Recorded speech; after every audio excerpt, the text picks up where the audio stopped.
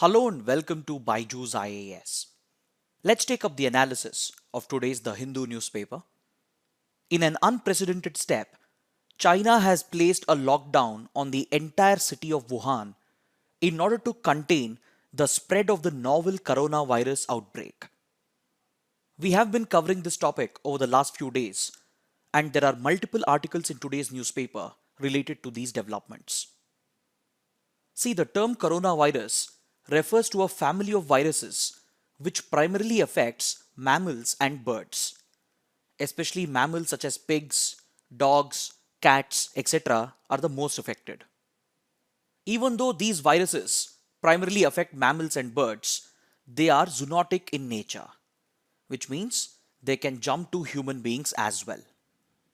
Once it jumps to human beings, it causes severe respiratory disorders, it is extremely contagious, and it has a very high fatality rate.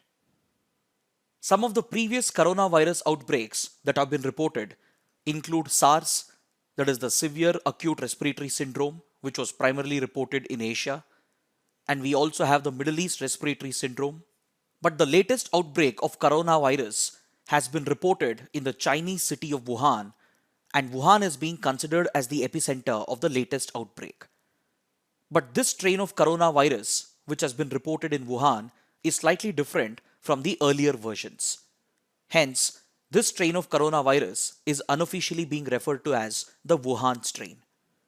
Officially, the World Health Organization has designated the Wuhan strain as the 2019 NCOV. NCOV stands for Novel Coronavirus. This outbreak has already spread to multiple cities across China, and more than 500 Chinese nationals have already been infected. And according to media reports, around 17 deaths have been reported in China alone, and the disease has already spread to other countries such as Thailand, Vietnam, Hong Kong, United States, Singapore, South Korea, Japan, etc.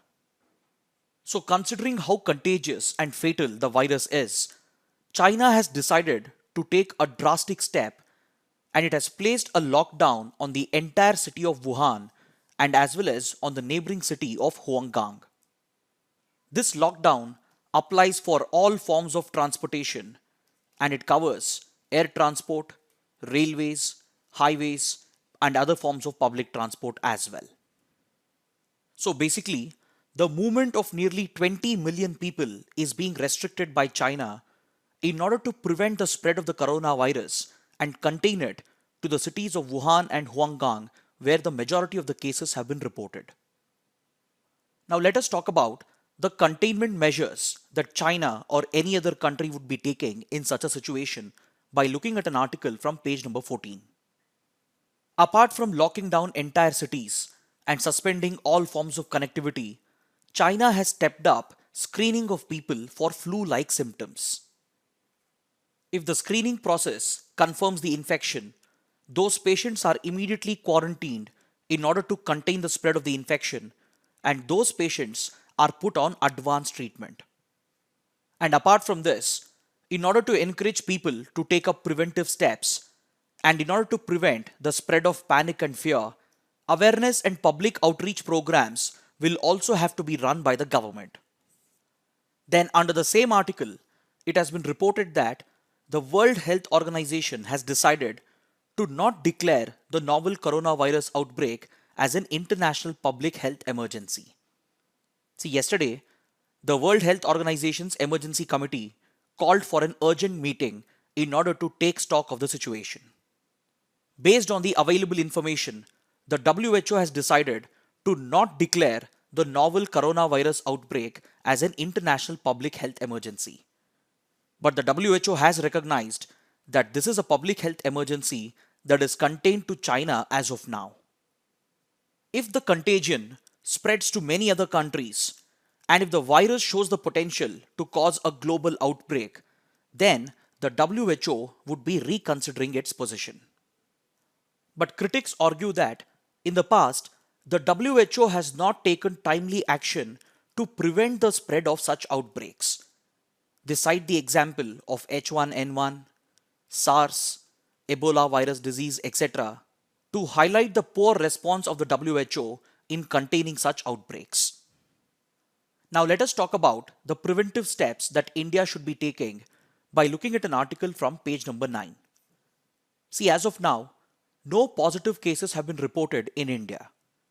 But in today's globalized world, where air transport has cut travel time and distances, nothing can be ruled out.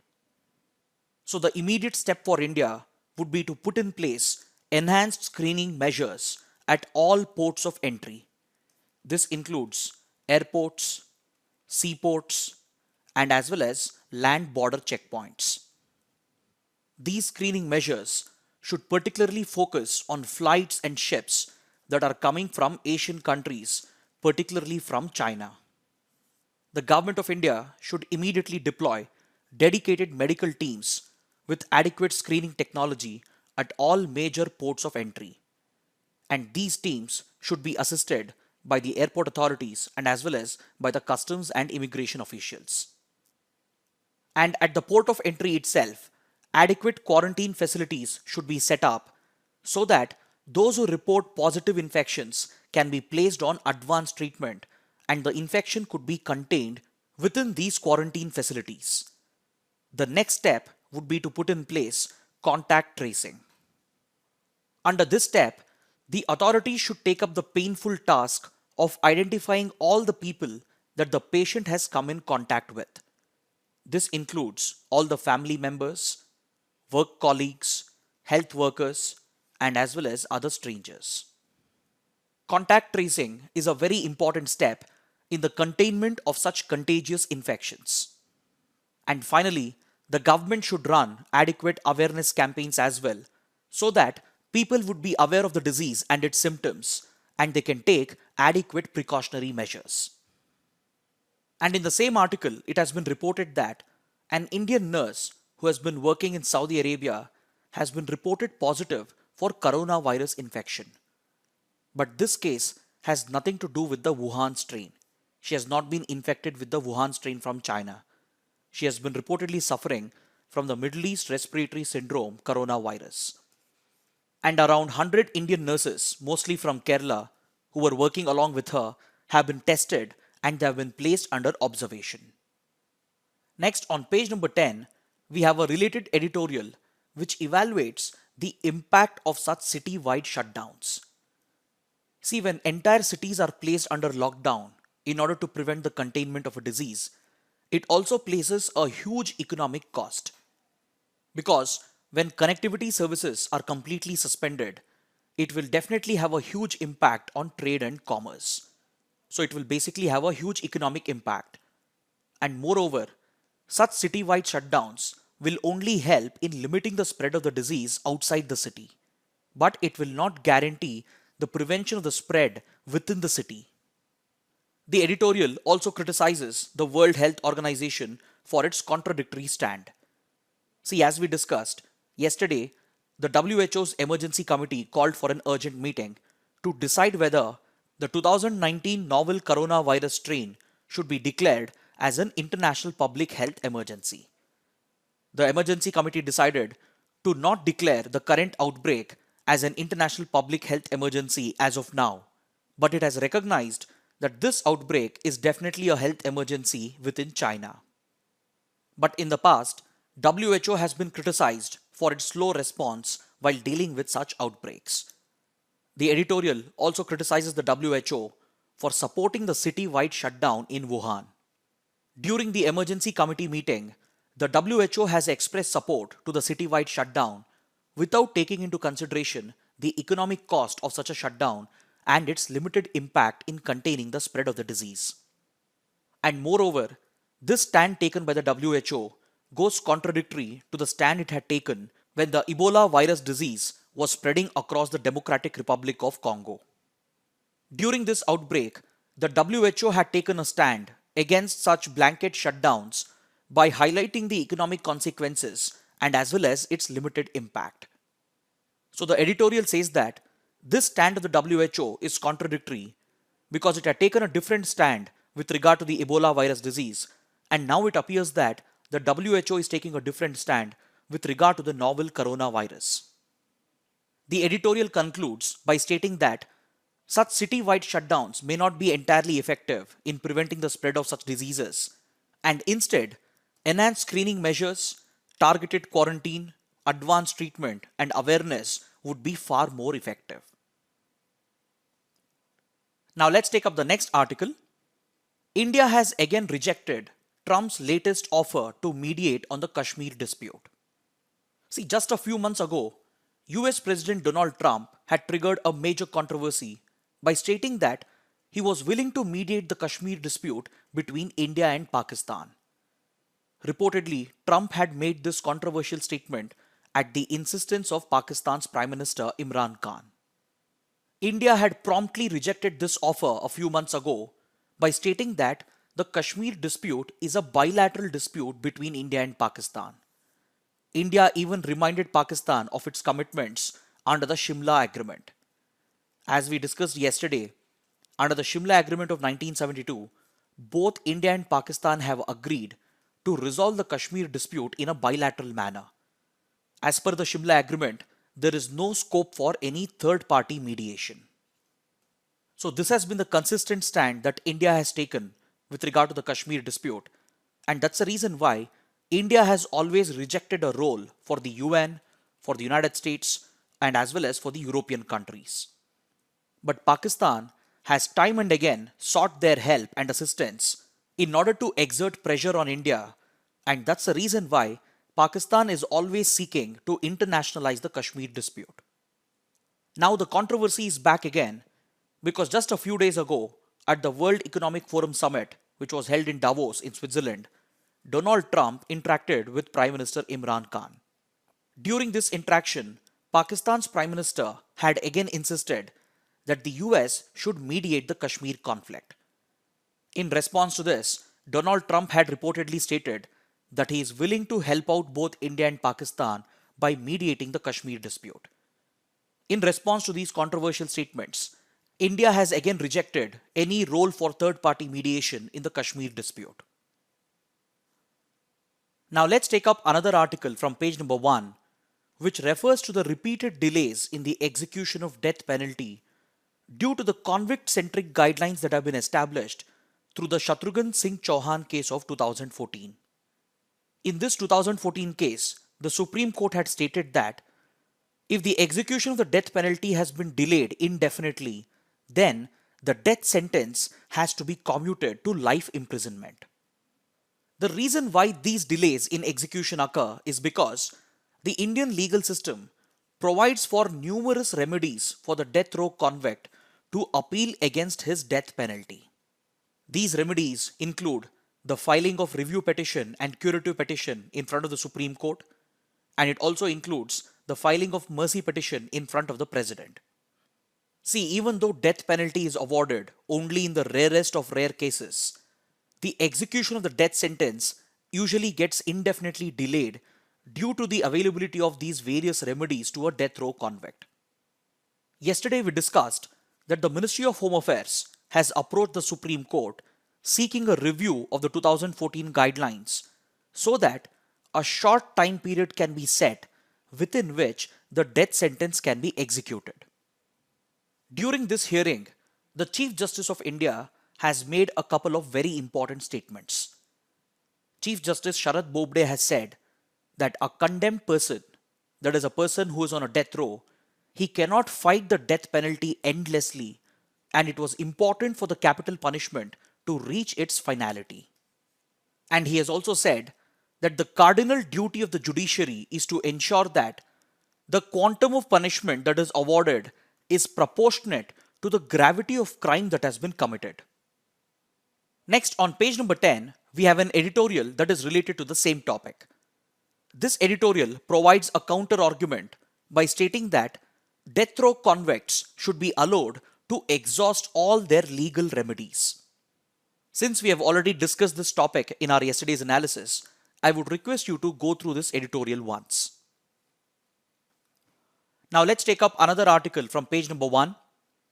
Rajasthan government to introduce a resolution against the Citizenship Amendment Act.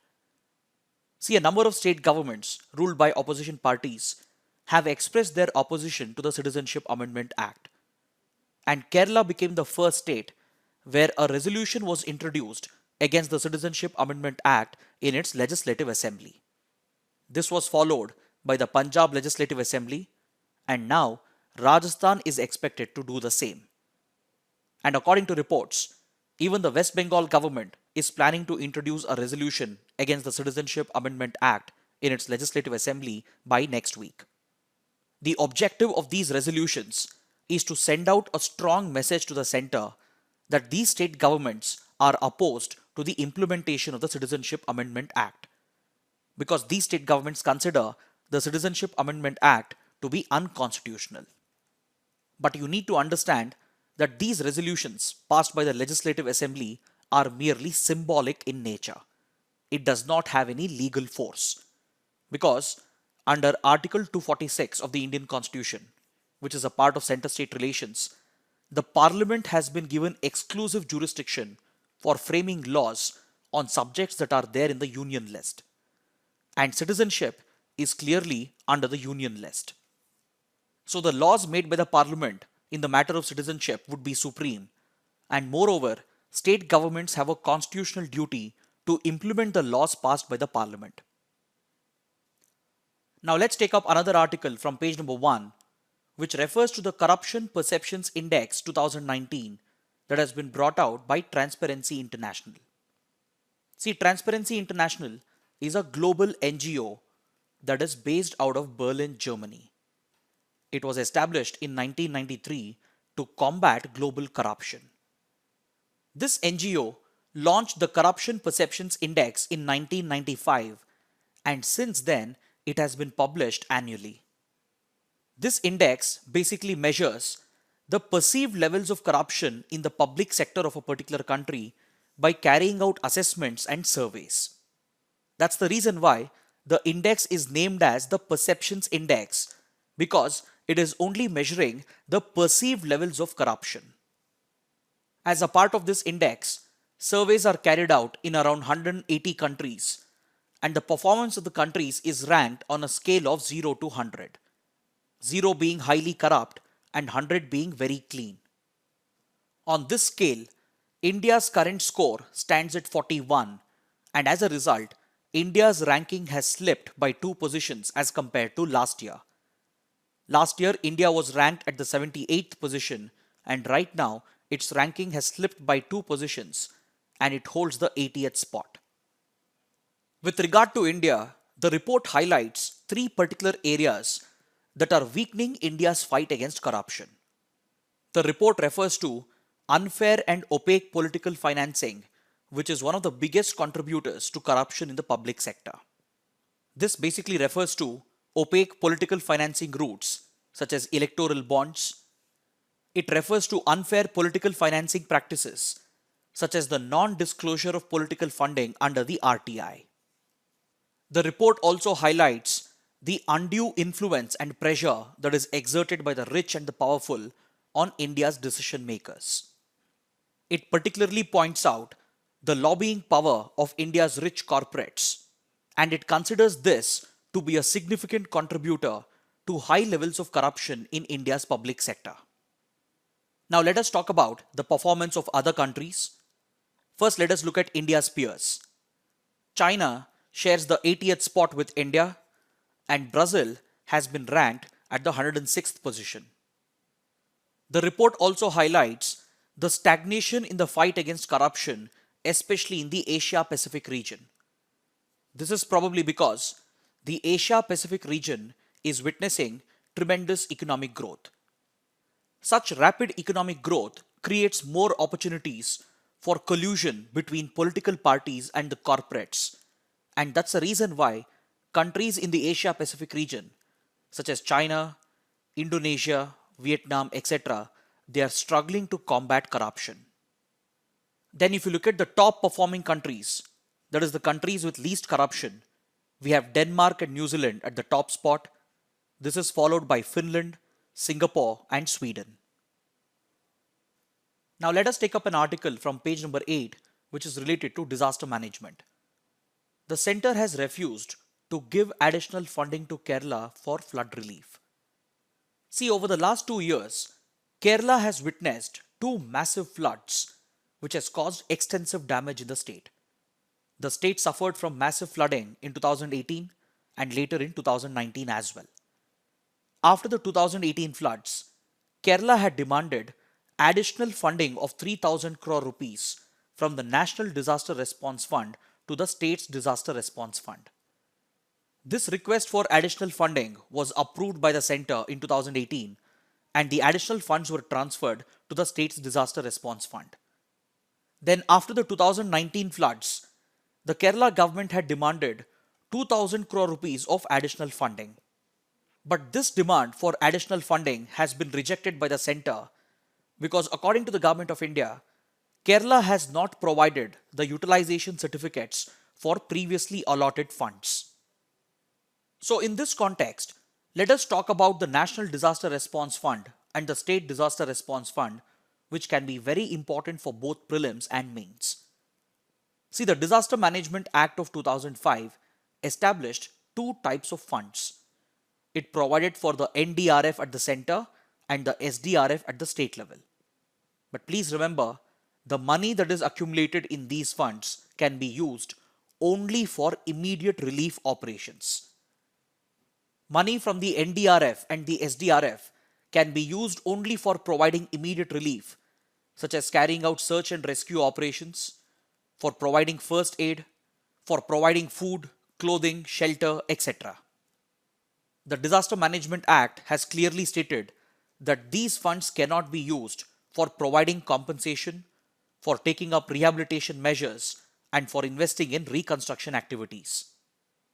For this purpose, the Disaster Management Act has recommended the establishment of a separate fund known as the National Disaster Mitigation Fund and the State Disaster Mitigation Fund. But these funds are yet to be set up, and in this regard, the centre and the states have not yet fulfilled the obligations of the Disaster Management Act for setting up a dedicated mitigation fund which would provide for compensation, rehabilitation, and reconstruction. Another point that you need to note is that NDRF and SDRF are a part of the public account and not the consolidated fund. Now let us talk about the financing of NDRF.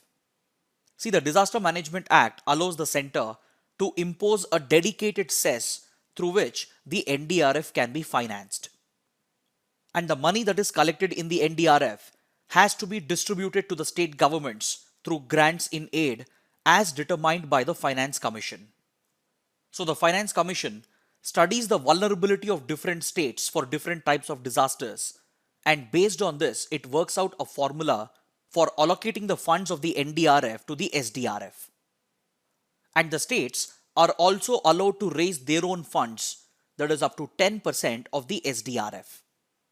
So a majority of the funding for the SDRF comes from the central grants, that is through the NDRF, and this allocated fund has to be used only for immediate relief operations. Now what will happen if a state runs out of money in the SDRF? This situation can occur when a state is dealing with a natural calamity of severe nature. In such a case, the state can request for additional funding from the NDRF, but the condition is that the existing funds in the SDRF should have been exhausted. And another condition is that the state should convince the centre that the previously allocated funds have been spent by submitting the utilization certificates. In this case, involving the government of Kerala, Kerala has said that the previously allocated fund has been entirely spent and it had sought additional assistance after the 2019 floods. But the centre has denied additional funding on the grounds that the state government has failed to provide the utilization certificates for previously allocated funds. Next, on page number 10, we have a column on India-Brazil relationship that has been published ahead of the upcoming visit of Brazilian President to India. See, Prime Minister Modi has invited Brazilian President Jair Bolsonaro to be the chief guest of this year's Republic Day celebration. So as a result of this upcoming visit, we have already had quite a few articles in the Hindu related to India's bilateral relationship with Brazil, and we have covered all these articles over the last few days. So for the time being, I would request you to go through this column once, because after the 26th of Jan, there will be many more articles on India's relations with Brazil, and we can hope to cover this topic in detail by next week. Now let us take up a column from page number 11, which evaluates the origins of the Indian Constitution. See, when India gained independence in 1947, a number of global powers did not believe that India would exist as a unified entity because of its vast diversity. Most major powers believed that India would break up into smaller fragments within a few years, because according to them, no political system could hold together such a diversified country. But despite these grave predictions, the Indian Union has persisted for more than 70 years, and it has emerged as a strong and vibrant democracy. And the credit for this should go to the Indian Constitution, because India's Constitution managed to bring unity in diversity by addressing the concerns of various sections of the society. Along with this, the Constitution guaranteed a set of fundamental rights to the citizens, and at the same time, these fundamental rights acts as a restriction on the absolute powers of the government. The credit for drafting this constitution, which has managed to satisfy the needs of various sections of the society, is generally given only to the Constituent Assembly.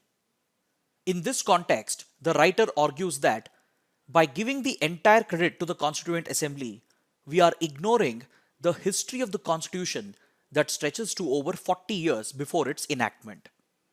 The writer is basically trying to highlight the contribution of the British era laws that were passed between 1910 and 1947. The writer begins by talking about the Indian Councils Act of 1909, or also popularly known as the Morley-Minto reforms.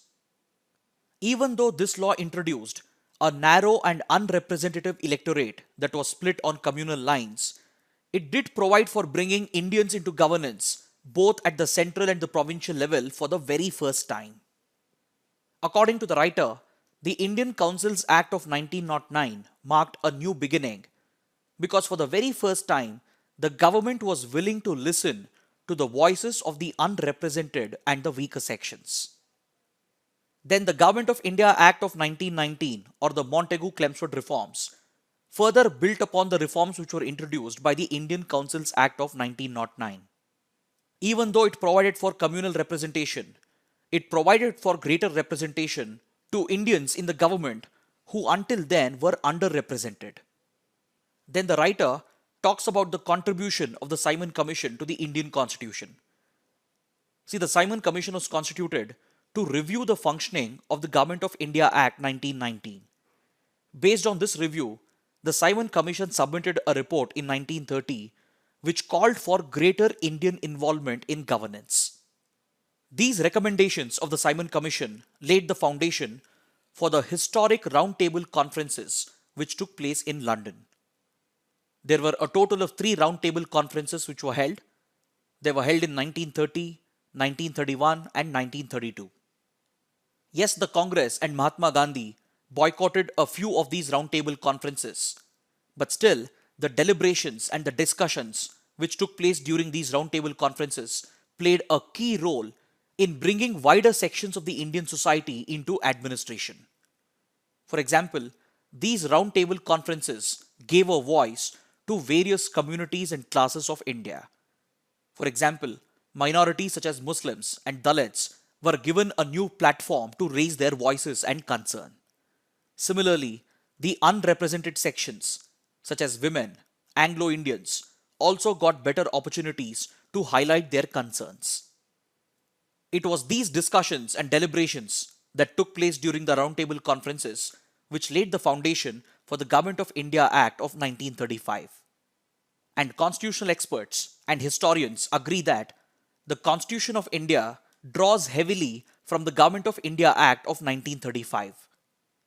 The key constitutional features that we have today, such as federalism, civil services, regional representation, fundamental rights, universal adult franchise, linguistic states, and even reservation, they all trace back their origin to the Government of India Act of 1935 and as well as to the roundtable conferences.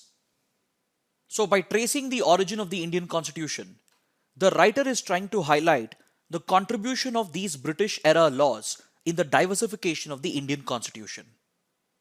It also shows that during this period, the British realized that they would no longer be able to hold on to India without providing greater autonomy and greater representation to Indians.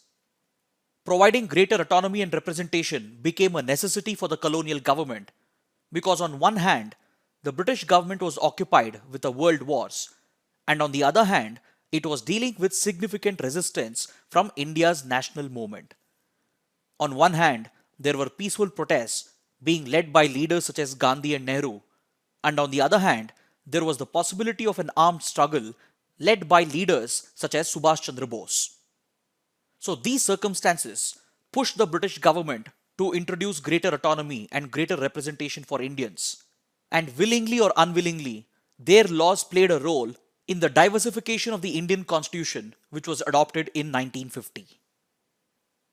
Now let's take up an article from page number 13, which highlights the significance of rehabilitation schemes in tackling insurgency. See, the Chief Minister of Assam has said that around 644 extremists from various insurgent outfits have surrendered, and after laying down their arms, the government has managed to bring them back into the mainstream through its rehabilitation policy.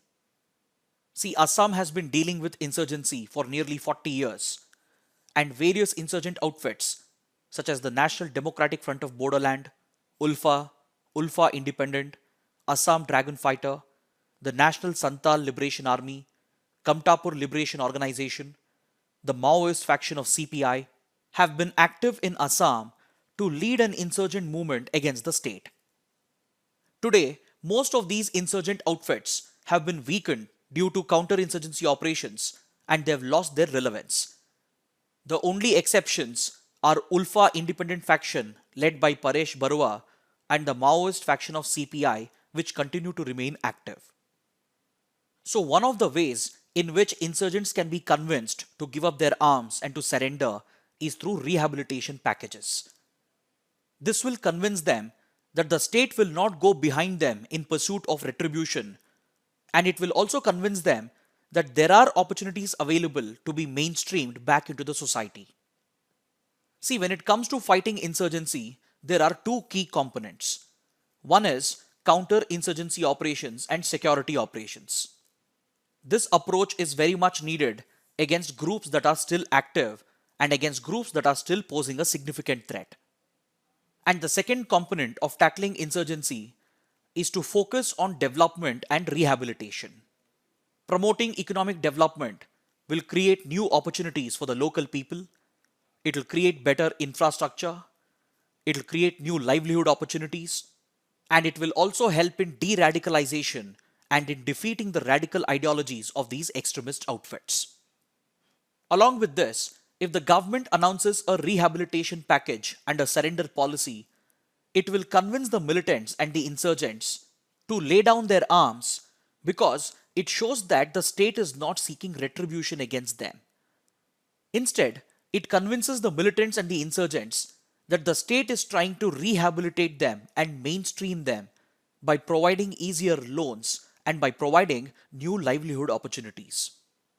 In some cases, governments even provide some sort of compensation and reservation as well as a part of the rehabilitation package, and such surrender policies have been proven to be effective in bringing down insurgency, especially after the outfits have been weakened through security and counter-insurgency operations. Now let's take up an article from page number 13, which can be important for prelims. Nepal has invited Prime Minister Modi and Prime Minister Imran Khan to participate in the upcoming Sagarmatha dialogue. See, the Sagarmatha dialogue is the biggest diplomatic dialogue that will be hosted by Nepal. Nepal is looking to invite prime ministers, presidents, ministers, diplomats, business leaders, and strategic experts from around 150 countries to take part in this conference. The Sagarmatha dialogue will focus on both regional and global issues. and the main focus of the Sagarmatha dialogue will be on climate change, environment conservation, and sustainable development. Now let's take up an article from page number 14. The International Court of Justice, which is a principal organ of the UN and the highest judicial organ of the UN, has passed a historic judgment against Myanmar in the case related to the Rohingya minorities. See, we have discussed in various sessions that Rohingyas are an ethnic Muslim minority from the Rakhine state of Myanmar. But this ethnic minority group has always been persecuted and oppressed, and they have been labeled as illegal migrants from Bangladesh by Buddhist majority Myanmar. This persecution and oppression gave rise to violence against them, and between 2012 and 2017, thousands of Rohingyas have been killed by radical Buddhists and the Myanmar army. This violence created a massive refugee crisis in South Asia and Southeast Asia, and neighboring countries such as India, Bangladesh, Malaysia, and Thailand have been left to deal with the consequences. Lakhs of Rohingyas have left the Rakhine state of Myanmar and they have sought refuge in neighboring countries. Following this period of violence, the United Nations had labeled the Rohingyas as the world's most persecuted community. Human rights organizations and various international organizations, they started referring to these incidents as a systematic attempt by the government of Myanmar to eliminate the Rohingyas, and hence the government of Myanmar was accused of committing a genocide. Accordingly, genocide charges were brought up at the International Court of Justice by Gambia, and this small African country accused the government of Myanmar for violating the provisions of the 1948 Genocide Convention. This hearing had been going on for the last couple of months, and the International Court of Justice has delivered a historic verdict. The ICJ has said that Rohingyas are an ethnic minority. This is something that Buddhist majority Myanmar has never recognized. And since the Rohingyas are an ethnic minority who have faced violence, persecution, and oppression, the ICJ has given them the status of a protected group under the provisions of the Genocide Convention.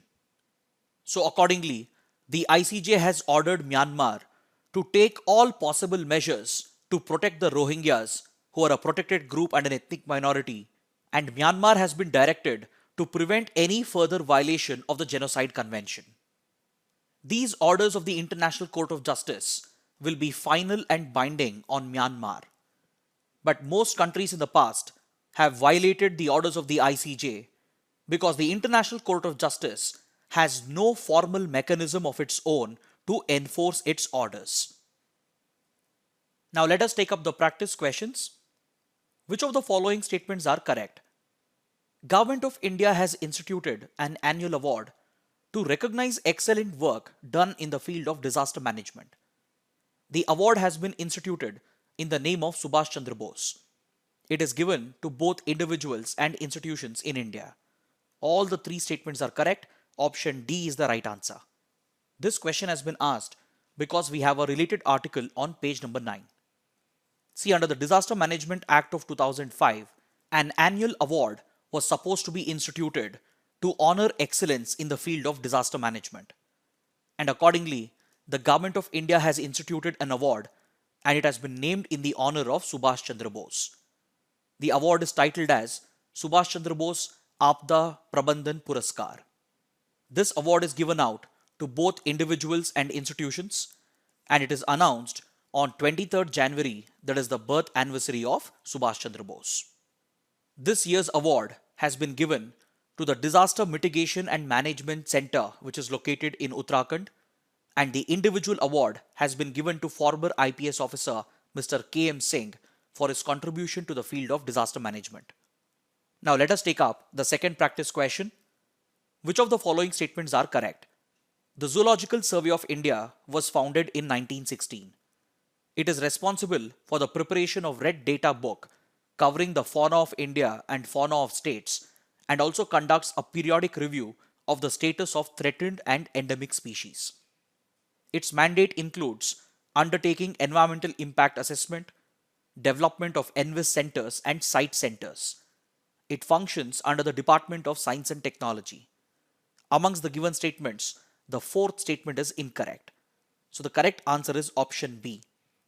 See, the Zoological Survey of India was founded in 1916 and it is headquartered in Kolkata. One of its key responsibilities is to coordinate with the IUCN and prepare the Red Data Book for India and as well as for the states.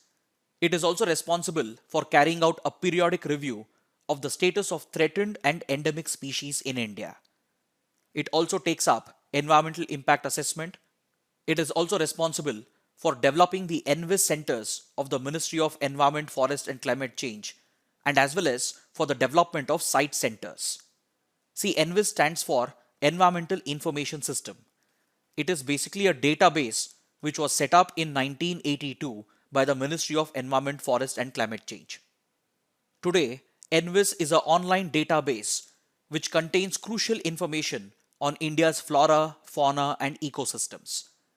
And CITES stands for the Convention on International Trade in Endangered Species. This convention regulates and prohibits the trade of endangered species. And the Zoological Survey of India is responsible for developing the ENVIS centers and the site centers. But the fourth statement is incorrect because the Zoological Survey of India functions under the Ministry of Environment, Forest and Climate Change and not the Department of Science and Technology. So option B is the correct answer. This question has been asked because we have a related article on page number 9. This article refers to the Zoological Survey of India and one of its institutes, known as the Estuarine Biology Regional Center, has discovered a new snake eel species in the Bay of Bengal. This new species of snake eel has been named after Kailash Chandra. This is to honor the contributions of Dr. Kailash Chandra, who is the director of Zoological Survey of India. Now let us take up the third practice question. Which of the following statements are correct? Measles is a highly infectious disease caused by a bacteria. There is no vaccine available to prevent measles. Both statements are incorrect.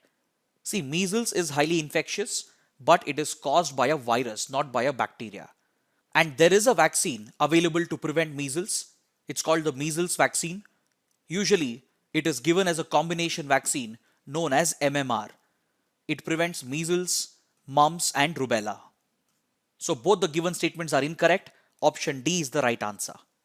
This question has been asked because we have a related article on page number 14. A measles outbreak has been reported in Maldives, and since India is a key provider of assistance to Maldives, it has dispatched around 30,000 doses of measles and rubella vaccine. Now let us take up a map-based question.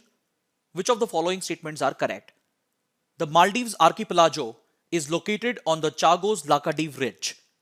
Maldives is entirely located in the northern hemisphere. Minicoy, Agatti and Bangaram Islands are a part of Maldives. Statements 2 and 3 are incorrect. The first statement is correct. Option A is the right answer. Please look at this map.